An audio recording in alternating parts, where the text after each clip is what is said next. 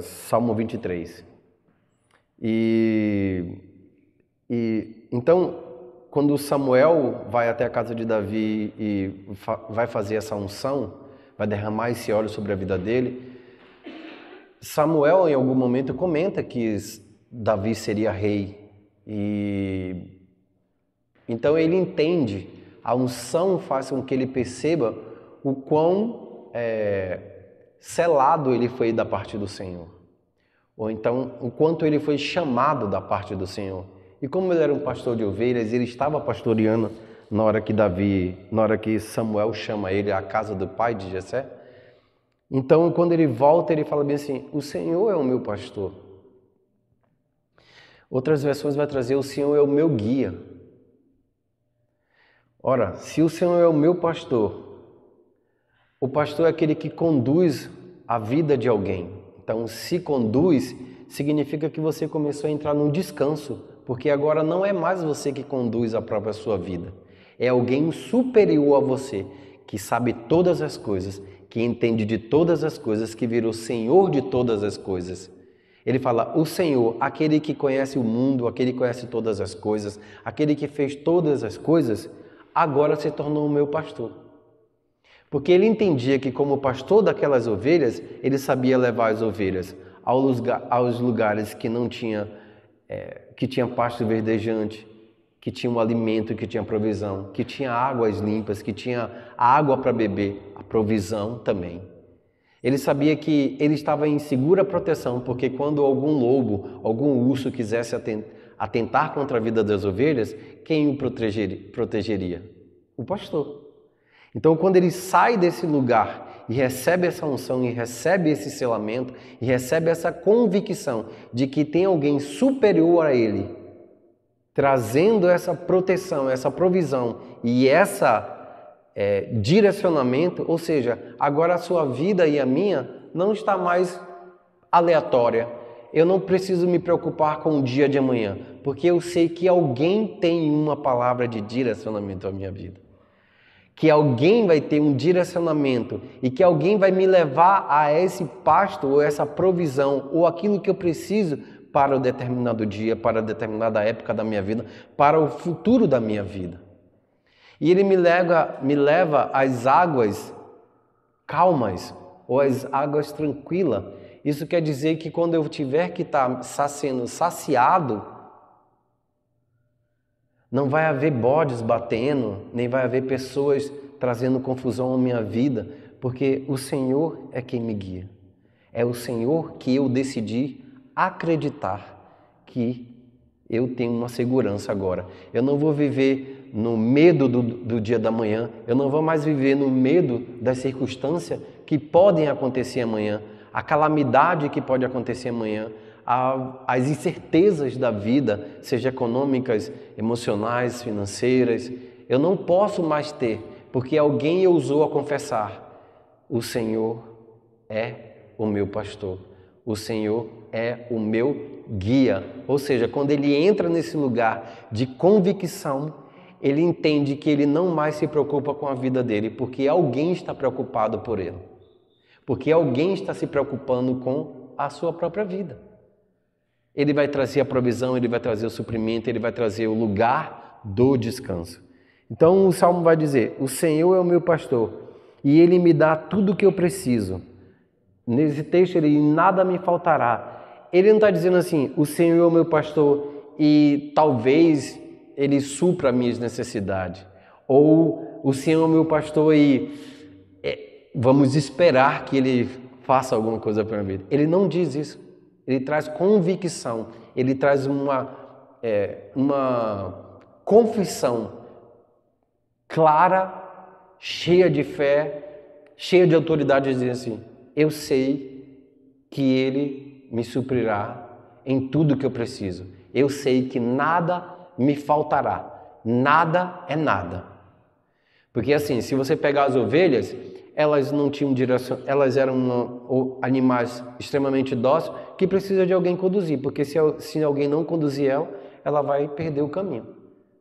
Assim somos nós. Qual de nós tem o poder de acrescentar um dia das nossas vidas ou tirar um dia das nossas vidas?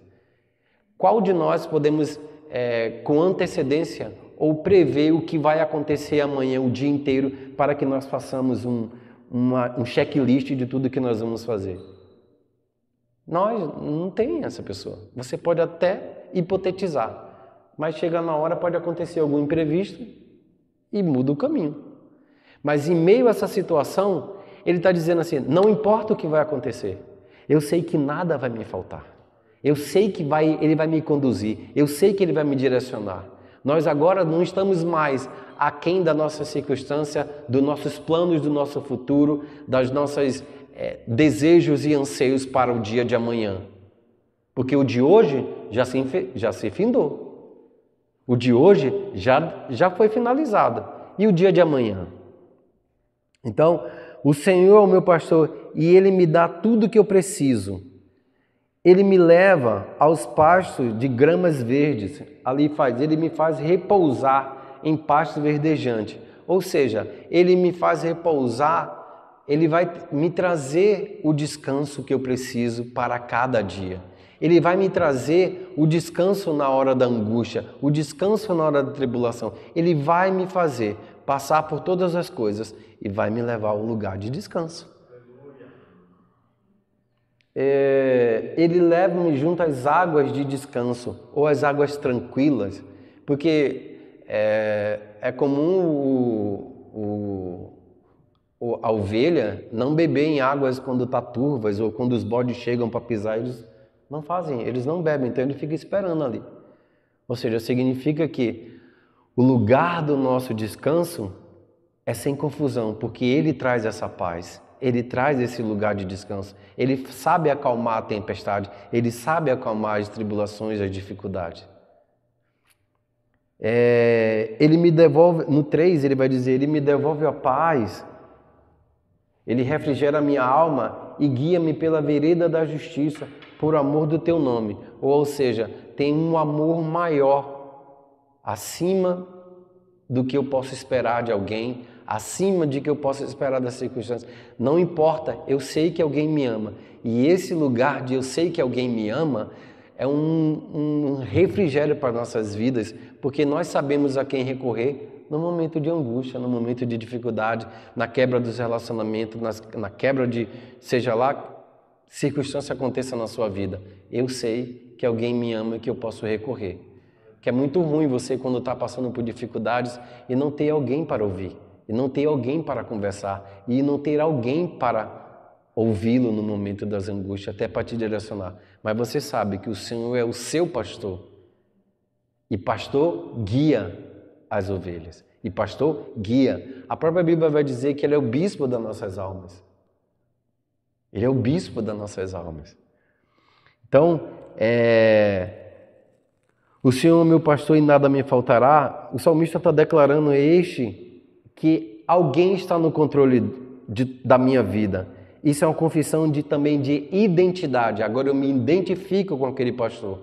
Por quê? Somente as ovelhas reconhecem a voz de um pastor.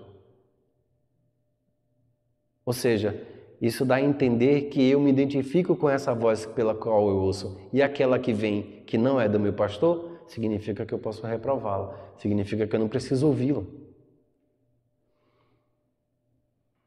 Também isso é uma confissão de identidade de quem guia os seus passos e vai prover. Nada lhe faltará. Isso é uma fé viva, é uma convicção absoluta de que não importa a circunstância, você vai ter alguém que vai te direcionar a sua vida. É uma convicção absoluta.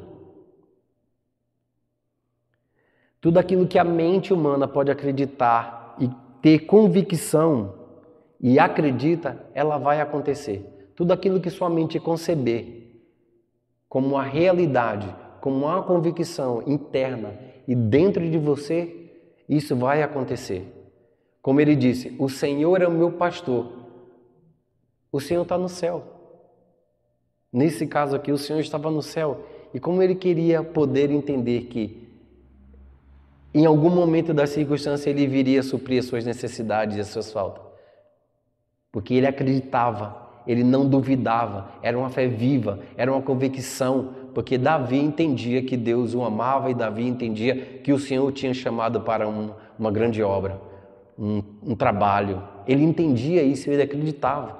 Todos que estão aqui têm uma convicção que Jesus é o teu Senhor e teu Salvador. E todos precisam entender quem é você. É uma identidade. Vocês precisam ter uma identidade em Cristo, que é o teu pastor. Porque na hora de dificuldade, dos problemas acontecerem, se você não tiver essa convicção absoluta, a quem você correrá? Porque lá embaixo vai dizer que mesmo que eu ande pelo vale escuro ou o vale da sombra da morte, o vale da sombra da morte, não é o vale da morte, é o vale que tem uma sombra. A morte está perto e existe uma sombra, não é o vale da morte. Você não vai morrer neste lugar.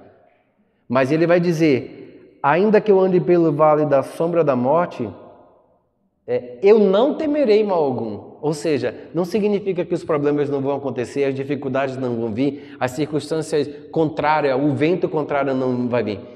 Tenha certeza que virá. Mas isso não importava para ele. Não importa a circunstância, porque ele sabia que alguém maior estava protegendo. Então ele não temia. Ele não se abalava com a circunstância. Não temerei mal algum. Por quê? Porque eu sei que o Senhor está comigo. Se o Senhor está comigo, somos maiores. Se o Senhor está comigo, a quem eu temerei? Se o Senhor está comigo, que mal pode vir acontecer comigo? Nenhum.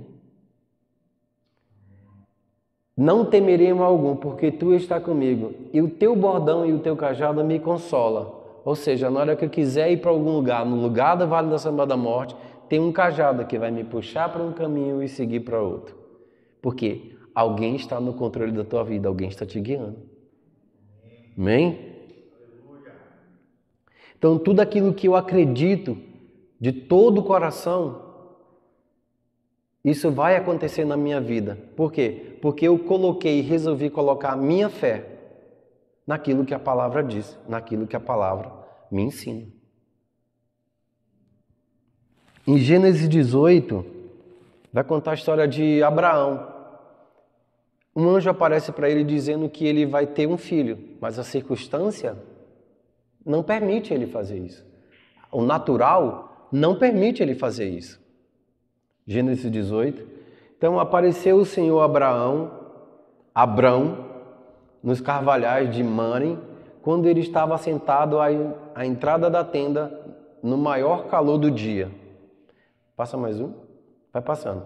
Levantou os olhos, olhou e eis 3 homens de pé em frente dele. Vendo-os, correu para a porta da tenda ao seu encontro, prostrou-se em terra, mais um, e disse, Senhor meu, se acho mercê a tua presença, rogo-te que não passes do teu servo. Traga-me um pouco de água, lavai os pés e repousai debaixo dessa árvore.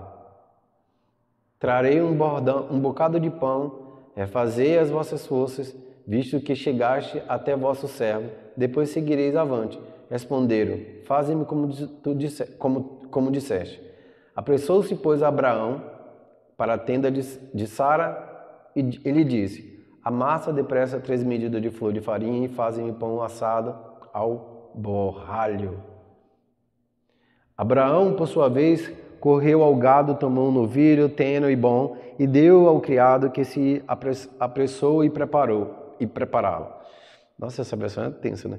Tomou também coalhada, leite e novilho que mandaram preparar e pôs tudo diante deles e permaneceu de pé junto a ele debaixo da árvore e eles comeram.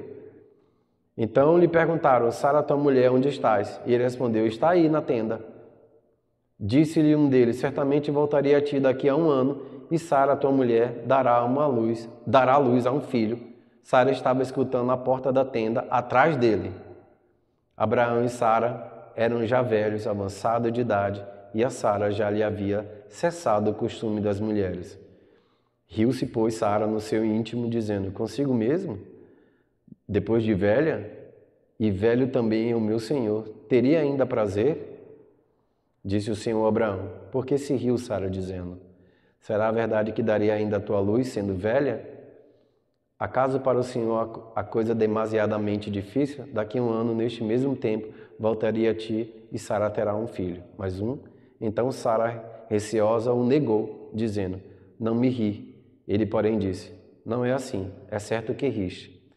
O que eu quero é, tendo se levantado, mais um, tendo se levantado dali, aqueles homens olharam para Sodoma e Abraão ia com eles para os encaminhar.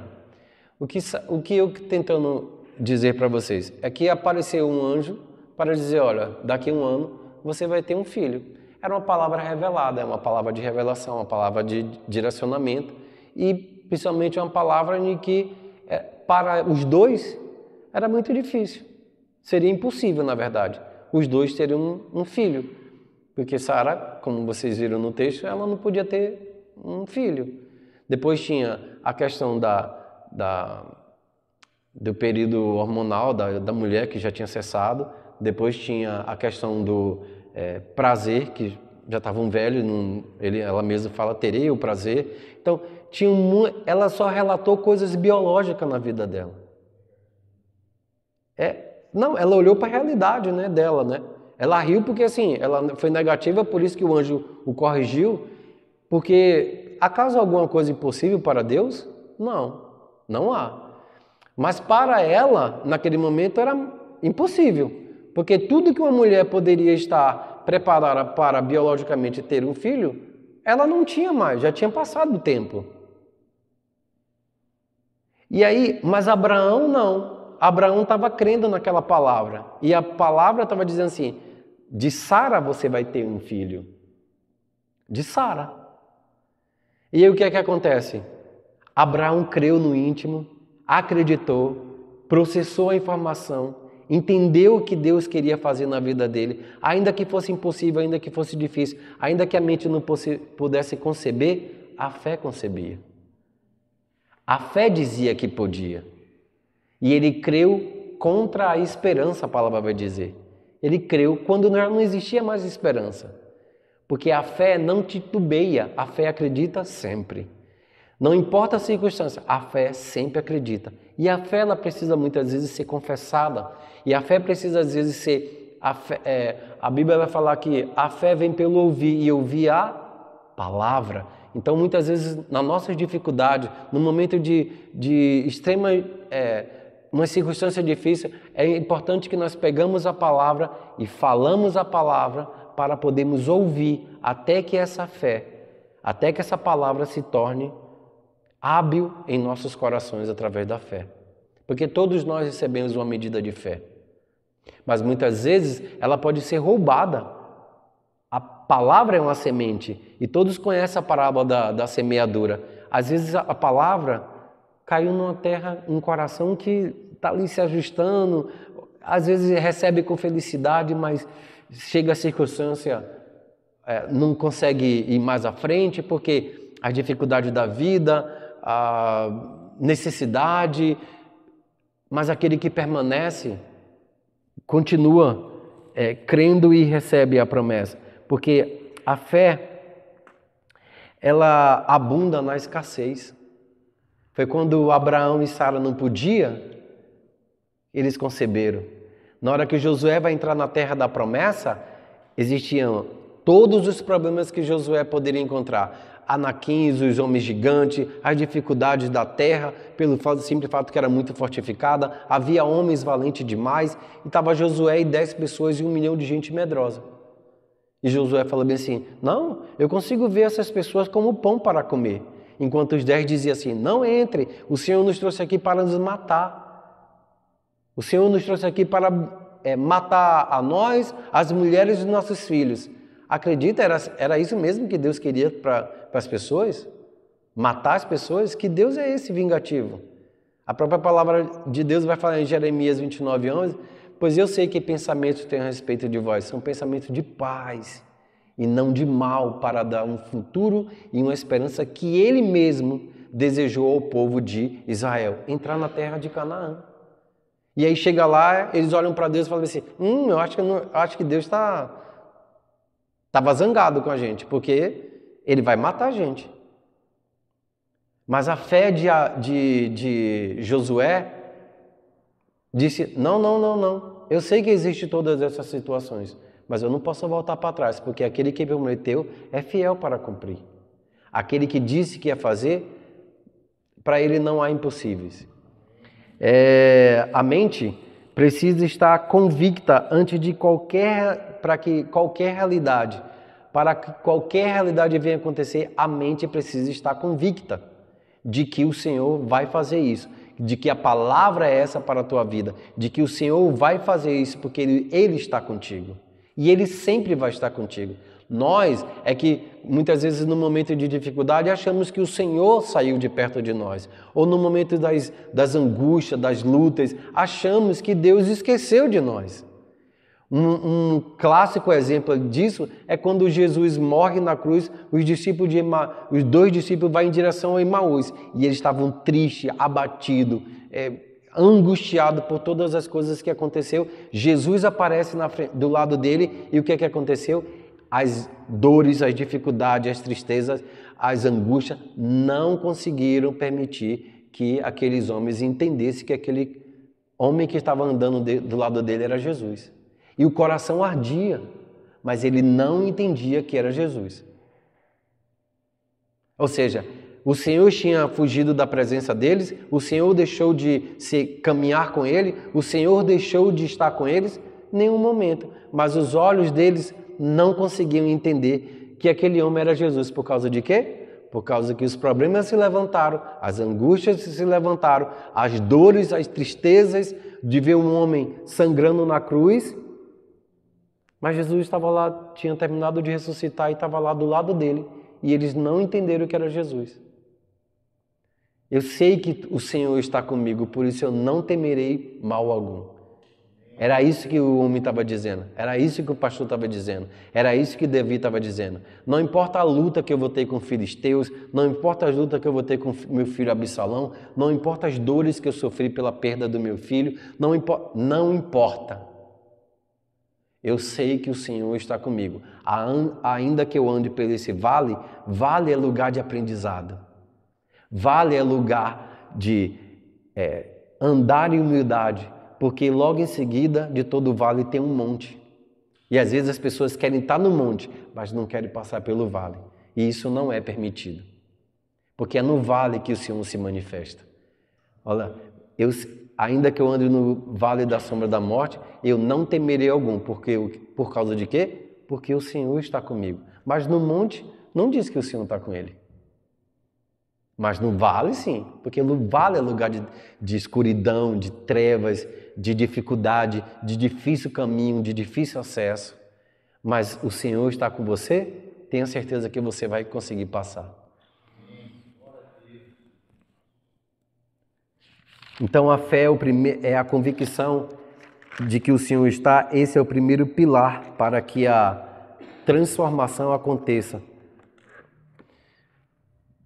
O medo, porque transforma, na hora que o pastor, esse Davi, ele disse que ainda que eu ande pelo vale da sombra da morte, eu não temerei mal algum, porque o medo transforma-se em movimento e a dúvida se transforma em ação e a escassez em abundância. Nada me faltará. Nada me faltará é uma declaração de alinhamento espiritual. Porque alguém está debaixo de alguém do Senhor que é todo-poderoso e vai prover todas as coisas até a consumação do século para a tua vida, para a minha vida, para a igreja de Jesus. Ele vai sempre prover, porque aquele que chamou é fiel para cumprir. Aquele que te chamou é fiel, ainda que você esteja passando por momentos de difícil na sua vida, muitas vezes você não está entendendo o momento que você está vivendo. Isso é parecido com um vale, mas não esqueça, no vale o Senhor está contigo e você não pode temer mal algum. É uma declaração, nada me faltará, é uma declaração de alimento espiritual, porque eu sei quem me guia e quem te guia é abundante, Ele é provedor, Ele é o Senhor da escassez, Ele é aquele que supre as suas necessidades. Que necessidade? Aquela que você está sentindo, aquela que está faltando agora. Aquela que você precisa agora, essa é a tua necessidade. Ele sabe que você precisa. Apenas confesse, eu sei que o Senhor vai me tirar dessa. Eu sei que o Senhor vai me guiar para o lugar onde eu devo chegar. Porque eu acredito no Senhor. Eu sei que o Senhor está comigo. Ele é o meu guia. Não é o meu guia pela incerteza da vida. É uma mudança de mente e de atitude. Ele não é um guia para talvez acontecer alguma coisa. Ou para que as incertezas da vida aconteçam. Não. Deus não é um Deus de incerteza. Deus é um Deus de certezas. Ele te leva ao propósito pelo qual você foi chamado. Quando nós éramos escravos de Satanás, escravos do pecado, a gente não tinha um direcionamento. Nós não tínhamos um Senhor. Apenas aquele Senhor que só destruía, só roubava e só matava todo o projeto de Deus desde a fundação do mundo. Mas no dia que o Senhor te encontrou, Ele falou, opa, agora aquele projeto que eu tinha desde a eternidade para a tua vida, eu vou começar a fazer. Então Ele se torna o teu pastor. Ele se torna aquele que vai guiar. Mas você precisa ter uma convicção de que você precisa de alguém maior do que você para poder te guiar. Alguém maior do que você para te levar para esses lugares de águas tranquilas, para o lugar de descanso, que ainda que você ande por momentos de dificuldade, ainda que você ande pelo vale da sombra da morte, ainda que você ande por momentos de doença, tristeza, separação, dificuldade, não temerá mal algum, porque o Senhor está contigo, te conduzindo, te fazendo aprender, te fazer estar convicto de que Ele está contigo. Agora imagine isso. Quantos homens, depois de Davi, leram esse versículo, confessaram esse versículo, entenderam esse versículo. Muitas vezes no domingo confessava que o Senhor era meu pastor e já na segunda já não era mais pastor. Ninguém tinha mais essa convicção de que o Senhor era seu pastor. A confissão precisa ser constante, precisa ser falada, precisa ser confessada com convicção, para que a palavra torne uma realidade na sua vida. A fé, ela é um antídoto contra o fracasso, seja na sua vida emocional, espiritual, nas suas finanças, no seu trabalho. A fé é um antídoto contra tudo aquilo que é fracasso na sua vida por inteiro. A fé é um antídoto contra todas as incertezas da nossa vida. Então, mesmo que eu ande pelo vale escuro, onde a morte está bem perto, continuo tranquilo e eu não sinto medo, porque a sua vara e o seu cajado me protegem. E aí depois vem, prepara um banquete para mim, na presença dos meus inimigos, ou seja, aqueles que zombaram, os seus inimigos, aquelas dificuldades que aconteceram na sua vida, Ele vai fazer assim, opa, senta aqui na minha mesa, deixa eu derramar o vinho da alegria, que transborda o cálice, senta aqui, compartilha comigo as suas vitórias. O Senhor me recebe como um convidado de honra, é o 23:5, tá? Que eu estou lendo. O Senhor me recebe como convidado de honra, ungindo a minha cabeça com óleo e faz o meu cálice transbordar. E eu tenho certeza absoluta que a sua bondade e a sua misericórdia me acompanharão todos os dias da minha vida. Ou seja, não é só essa semana, não é só um dia, é todos os dias. Hoje você está experimentando dessa bondade? Hoje você está experimentando dessa misericórdia? Talvez a sua mente, o seu coração esteja, estou tão angustiado, estou tão triste que eu não estou percebendo essa bondade. Se você está vivo, se você está respirando, se você está comendo, se você está interagindo, significa que a bondade está te assistindo. A misericórdia te assistiu hoje, pela manhã, quando você acordou, porque a Bíblia fala que são as misericórdias são a causa de nós não sermos consumidos. A misericórdia te assistiu pela manhã quando você acordou e você nem percebeu. A bondade te assistiu hoje e você nem olhou para ela. Talvez você nem se percebeu o quanto Deus foi bom para a tua vida hoje. Verdade ou não? Porque desde quando você o aceitou como um pastor na vida dele, como ovelha do Senhor, Ele está cuidando. Ele está direcionando. Talvez você queira as coisas hoje, mas existe um caminhar para esse lugar de águas tranquilas, existe um caminhar até esses pastos verdejantes, esse lugar realmente que sua alma precisa de descanso. Amém ou não? Eu tenho absoluta certeza que não importa a dificuldade, não importa o meu dia, não importa nada que vai acontecer. Quando acordei hoje, eu sentei na minha cama e falei, eu sei que o Senhor está comigo, eu sei que a sua bondade, eu sei que a sua misericórdia me assistiu. Muito obrigado, graças te dou. Eu sei que eu sou um homem próspero, eu sei que eu sou um homem que a justiça de Deus está sobre a minha vida, porque a tua palavra diz, eu só fui confessando a palavra, não nada de méritos meu, é tudo mérito de Jesus, amando a minha vida. Eu sei que a bondade dele me assistiu quando acordei. Eu sei que a misericórdia dele me assistiu quando acordei. E quando as dificuldades vêm, eu sei que todas as coisas vão estar ok, porque eu sei quem me guia, eu sei quem é meu pastor. Eu sei quem é meu pastor. Eu tenho absoluta certeza que a sua bondade e a sua misericórdia me acompanharão todos os dias da minha vida. Sim, eu viverei na presença do Senhor para sempre. Eu sei que ainda que você não perceba a presença do Senhor, porque os sentimentos ofuscam ela, assim como os discípulos de Emaú. A dor ofuscava a presença de Jesus. O olhar dele na cruz vendo um homem morto, cheio de sangue, todo fragelado, não conseguia entender que o homem tinha sido ressuscitado.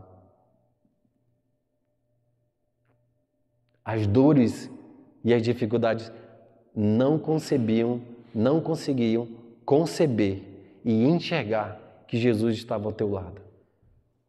Você consegue entender que Jesus ele está do teu lado, ainda que você não perceba, porque ele disse que estaria contigo todos os dias da sua vida e ele não pode mentir.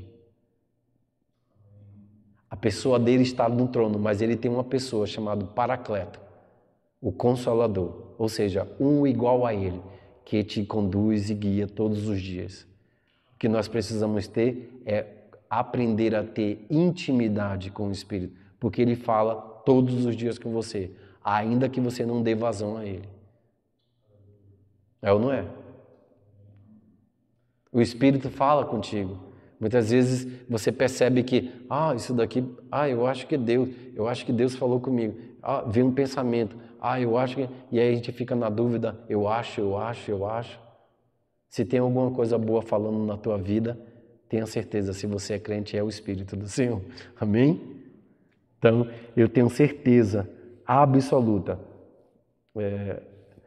Aqui está dizendo, que está projetado, bondade e misericórdia certamente me seguirão todos os dias da minha vida e habitarei na casa do Senhor para todo sempre.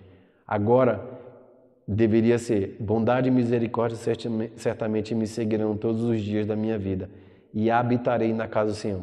Eu serei a habitação da casa do Senhor todos os dias, porque Ele comprou teu corpo. Agora, no Novo Testamento, você é a casa do Senhor. Naquele tempo, Davi tinha que ir ao templo, que era a casa do Senhor. Mas hoje, Jesus fez uma limpeza no seu coração, te deu um novo coração, te deu um novo espírito, limpou, perdoou. Ezequiel 36, 26 vai falar isso. Passa para mim, para eu finalizar, meu amigo. Ezequiel 36, 26. Dar-vos-eis um coração novo e porei dentro de vós espírito novo. Tirarei vosso coração de pedra e vos darei um coração de carne. Mais um. Porei dentro de vós o meu espírito com letra maiúscula. E farei que andeis nos meus estatutos e guardeis o meu juízo. Ou seja, agora você é a casa do Senhor. Então, bondade e misericórdia me seguirão todos os dias e eu serei a casa do Senhor. até a consumação do século. Amém? Vamos ficar de pé.